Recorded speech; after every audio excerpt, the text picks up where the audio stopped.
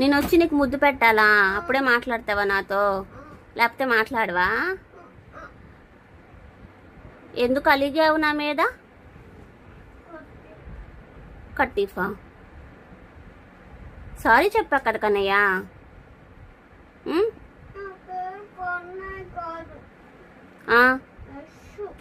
సరే సారీ యశు, ఇంకోసారి కొట్టానులే. మరి నువ్వు చేసిన తప్పే కదా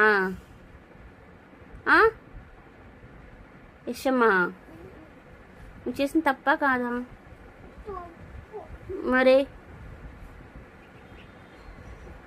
సారీ, ఇటు చూడు.